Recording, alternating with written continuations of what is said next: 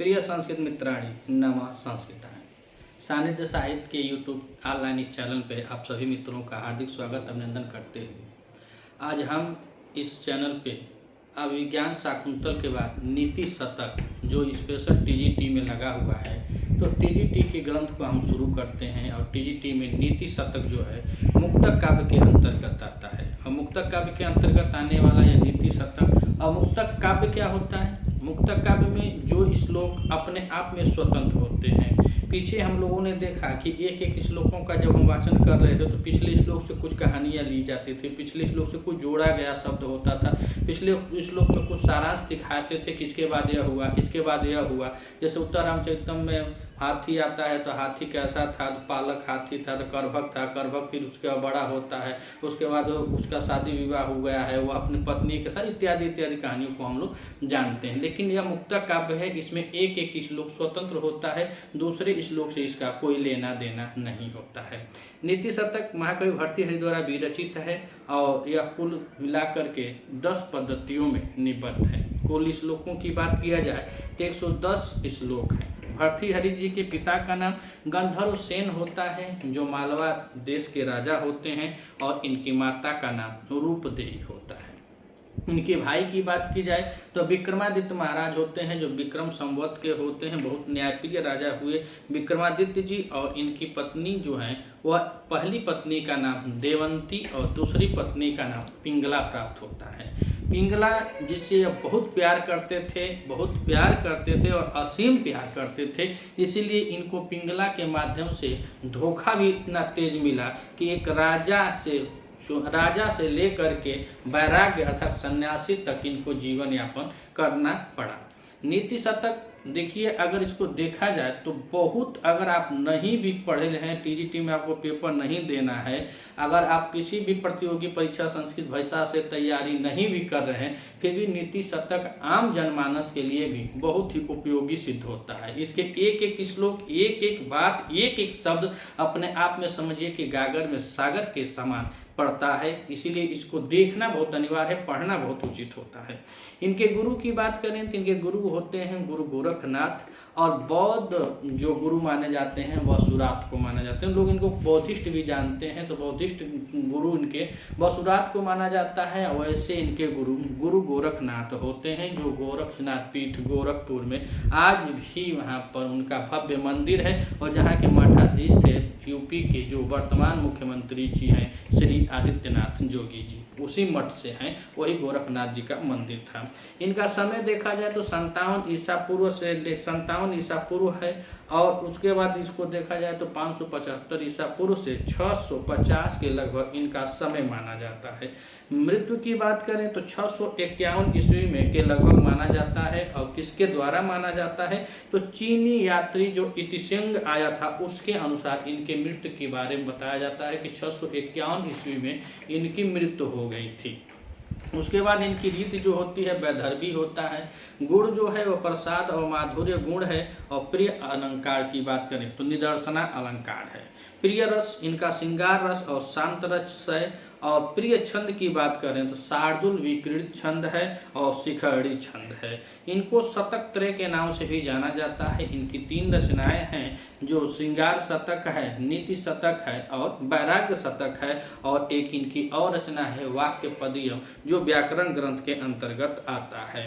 अगर नीति की बात करें तो नी शब्द के साथ इसमें कितने प्रत्यय लगा हुआ है तो नीति शब्द बनता है कि नीति शतक। तो आइए इनके जीवन पर प्रकाश डालते हुए आज हम इनके मंगलाचरण से शुरू करते हैं। नीति शतक का मंगलाचरण जो है उसका आज हम वाचन करते हैं। दिक्कालाद अनवच्छिन्ना अनंचिन् मात्र मूर्तये, दिक्कालाद अनवच्छिन्ना अनंत चिन्ह मात्र मूर्तये, स्वानुभूते कमानाय नमः शांताय तेजसे, नमः शांताय तेजसे।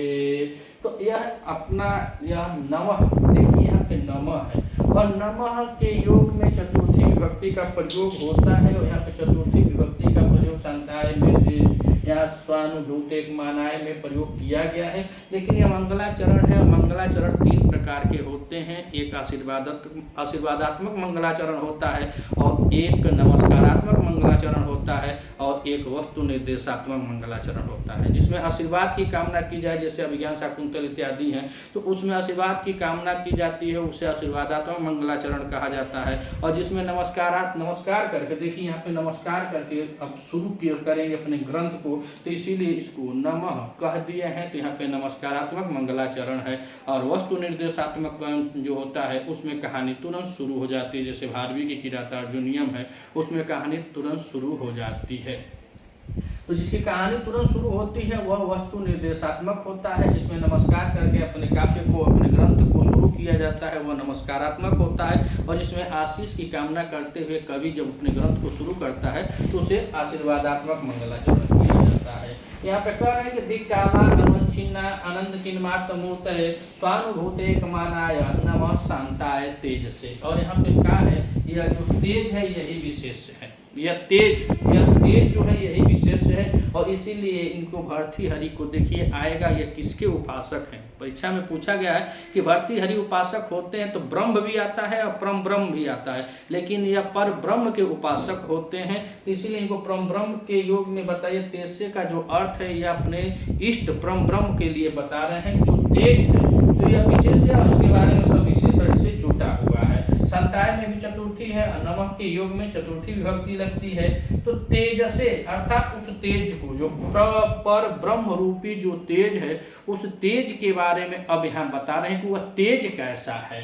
तो कह रहे हैं कि दिक्कालाद तेजसे शांताय नमः। वह दिक्काला, दिक् माने दिशा होता है, जो दिशाओं से, और काल माने समय, जो काल और दिशाओं से क्या हो। तो कह रहे हैं कि अनवंछिन्ना, जो आदि यहाँ पे लगा करके देखिए, यहाँ पे यड़ संधि हो जाती है।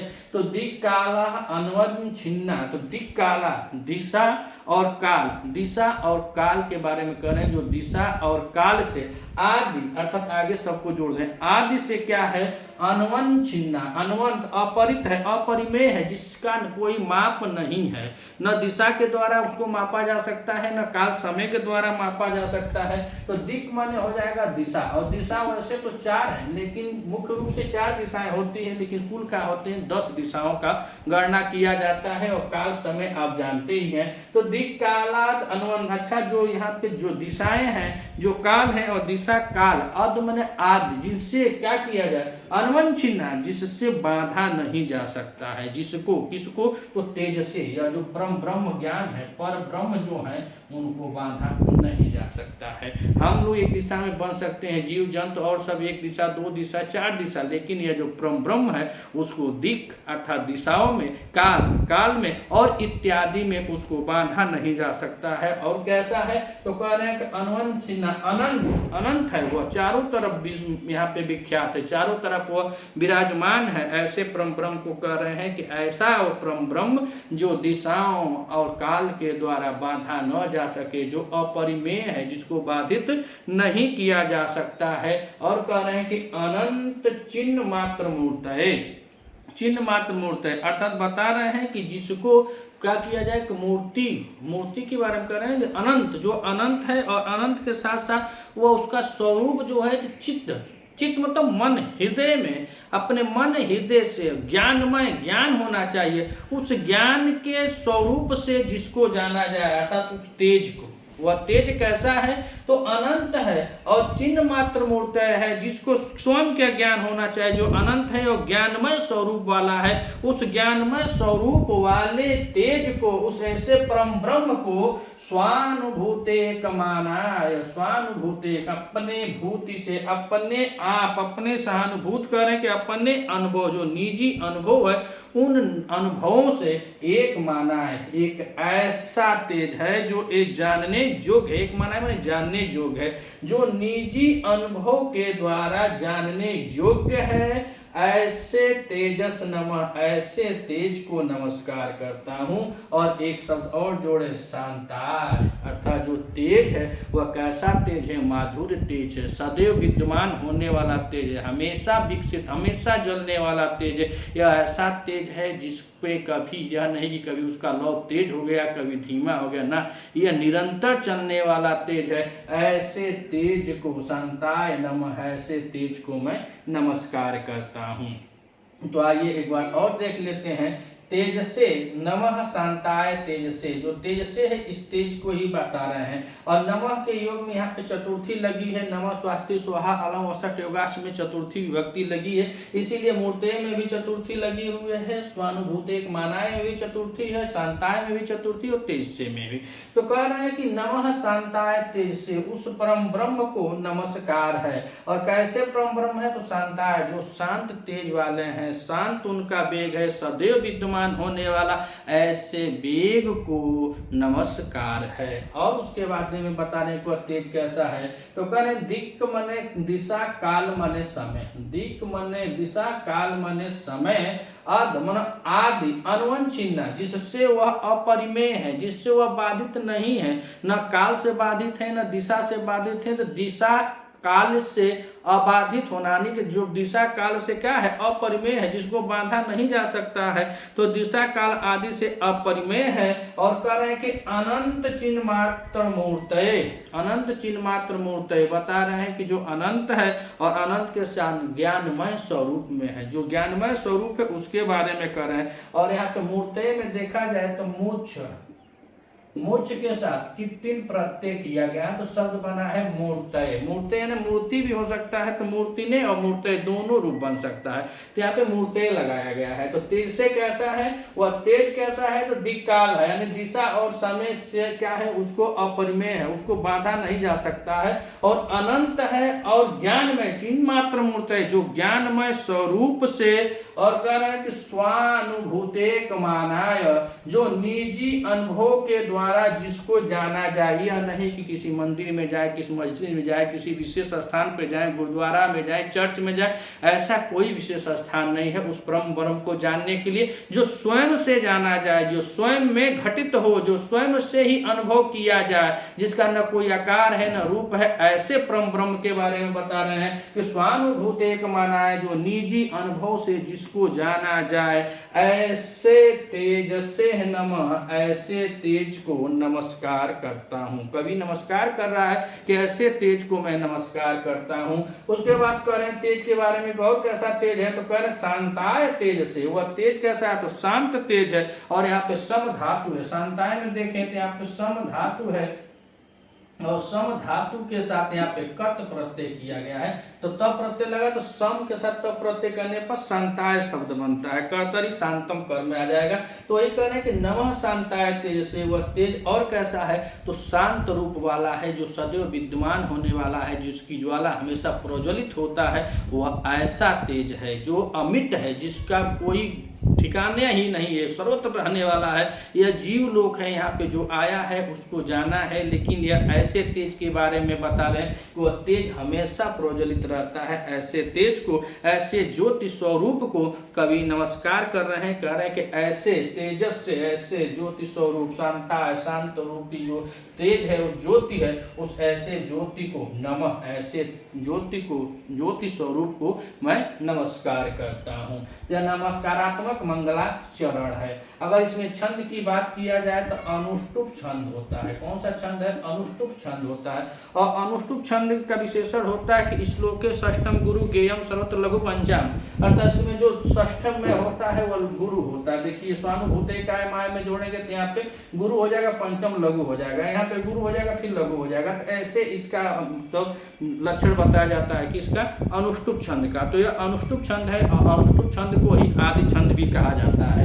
अगर इसमें अलंकार की बात करें तो यहाँ पे स्वभोक्ति अलंकार होता है। कौन सा अलंकार है? स्वभोक्ति अलंकार है। छंद कौन सा है? तो अनुष्टुप है, और अलंकार जो है वह स्वभोक्ति यानी स्वभावोक्ति हो जाएगा ना, स्वभावोक्ति हो जाएगा, स्वभावती अलंकार होता है। तो दिक्काला अनवच्छिन्ना अनंत चिन्ह मात्र मूर्तये स्वानुभूतेक मानाय नमः शांताय तेज से, जिसको दिशा समय, जो दिशा या समय के द्वारा अका है, बांधा नहीं जा सकता है, जो अपरिमेय है, और अनंत चिन्ह मात्र जो अनंत है ज्ञानमय स्वरूप से। और कह रहे स्वानुभूतेक माय, जिसको निजी ज्ञान के द्वारा जाना जाए, ऐसे शांतमय तेज से, ऐसे शांत ज्योति स्वरूप ब्रह्म को नमस्कार करता हूँ।